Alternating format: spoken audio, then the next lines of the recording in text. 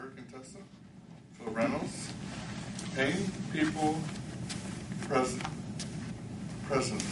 Helping people in crisis. Pain, people, presence. Helping people in crisis. Phil Reynolds.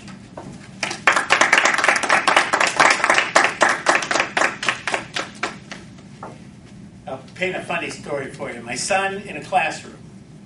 Police, ambulances, fire trucks pulling up to the house across the street from the high school. Everybody watching.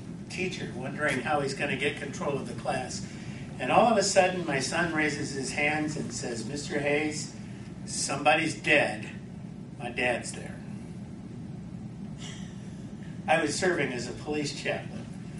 A person had suicided in the house, and they asked me to come and intercept the wife before she got home to explain to her what had just happened. It's a very sad moment.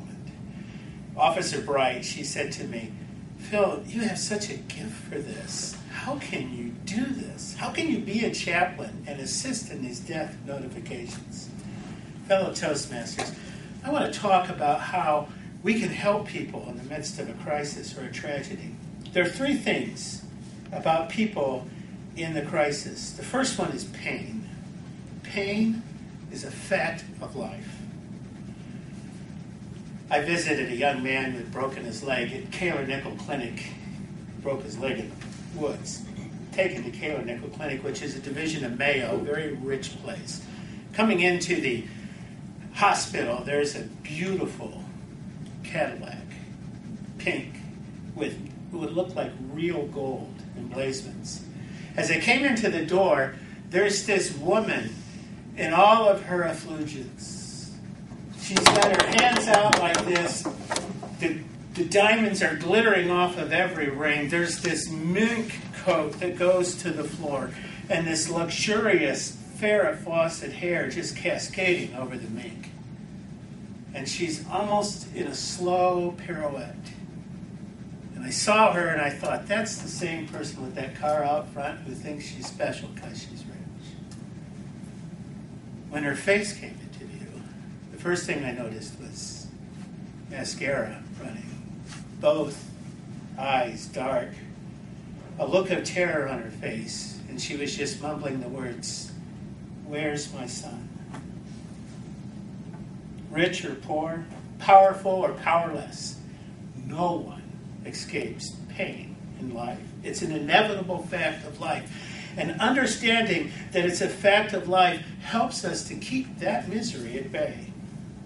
It's people who experience pain. That's the second thing to think about. Pain's a fact of life. People experience pain. One of my favorite newscasts has to do with the burning of the Zeppelin, the Hindenburg. It was a moment in humanity's triumph when instead of crossing the ocean on a boat they came across in the air, it was a time for people to say, "Look what we can do." And here they are filming this historic trip into New York City. And the Zeppelin hits the tower and the spark is ignited, and all of a sudden this big, huge, beautiful airship goes up in flames. And we see it cascading to the ground.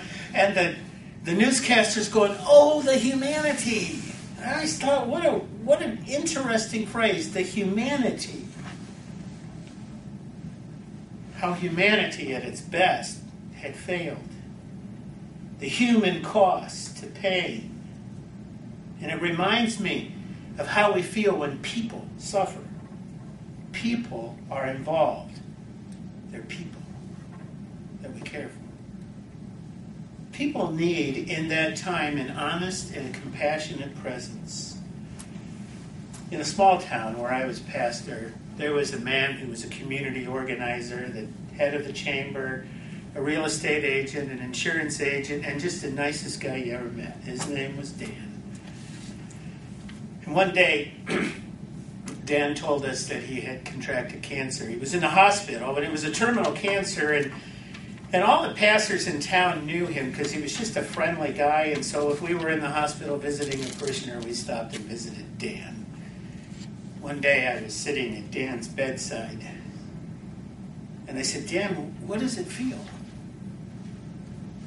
what are you feeling knowing that you're dying? And he turned his head with a slow gaze and he looked at me and he said, Phil, everybody comes in here and says, buck up, buddy, and you're going to get through it. And they all give me these cliches because everybody's embarrassed to face somebody who's going through this trial. You're the only person that's honest with me about dying. Thank you for letting me tell you how I feel. I wish that I could say that I gave him profound spiritual words. I didn't give him any cliches or any of the things we use to escape our own nervousness when we're in the face of somebody who's suffering and we can't do anything about it. But what helped him was a strong and calm composure in the face of a crisis. When people see composure that's calm and tender, somehow they knew that they could walk through their tragedy, even death, he faced with bravery. Our presence in the face of disaster goes a long way. It's not about being able to say something clever or profound or spiritual.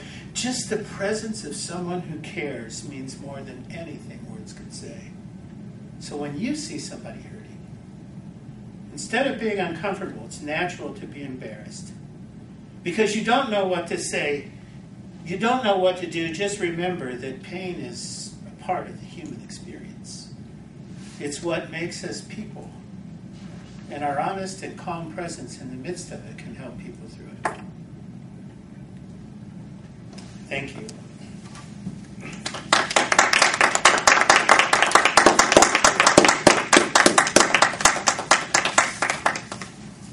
Okay, we'll have 2 minutes of silence for